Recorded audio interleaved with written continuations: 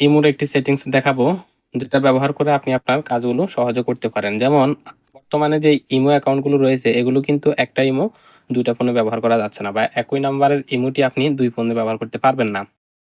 তো যে সেটিংসটা দেখাবো এই সেটিংসের মাধ্যমে কিন্তু আপনারা একই ইমো ২ টা ফোনে ব্যবহার করতে পারবেন। এর জন্য আপনাকে কি করতে হবে, জাস্ট আপনি এখান থেকে প্লে স্টোরে গিয়ে প্লে স্টোর থেকে ইমোর যে অ্যাপটি রয়েছে এটিকে আপডেট করে নিবেন। ইমো অ্যাপটি আপডেট করে নিবেন অথবা ইমো অ্যাপটি ইনস্টল করে নিবেন। ইনস্টল করে নেওয়া হয়ে গেলে এখানে ইমোর ভিতরে প্রবেশ করবেন। ইমোতে আসার পর আপনি বাম কর্নারের উপরের দিকে লক্ষ্য করুন, একটি প্রোফাইলের আইকন রয়েছে, নিজস্ব প্রোফাইলের। এই আইকনের মধ্যে ক্লিক করে দিবেন। ক্লিক করে দেওয়ার পর একটু নিচের দিকে আসলেই সেটিংস অ্যান্ড সিকিউরিটি অ্যান্ড প্রাইভেসির নিচে একটি অপশন দেখতে পাচ্ছেন, সেটিংস। এই সেটিংস এর উপর ক্লিক করবেন। সেটিংস এর উপর ক্লিক করার পরে এখানে একটু নিচের দিকে গেলে দেখতে পারবেন নিচ থেকে একটা অপশন রয়েছে, ম্যানেজ ডিভাইস।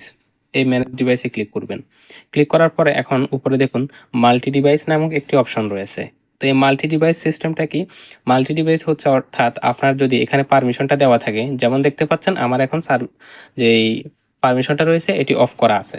তো আমি যদি পারমিশনটাকে অন করে দেই এভাবে, এখান থেকে এনেবল করে দিই, তাহলে এই পারমিশন দেওয়ার মাধ্যমে এখন আমি যদি আমার এই সেম নাম্বার দিয়ে অন্য কোনো ফোনে যদি ইমো লগইন করতে যাই, তাহলে আমার এই ফোনটা লগইন থাকা অবস্থায় আরেকটা ফোনে লগইন করতে পারবো।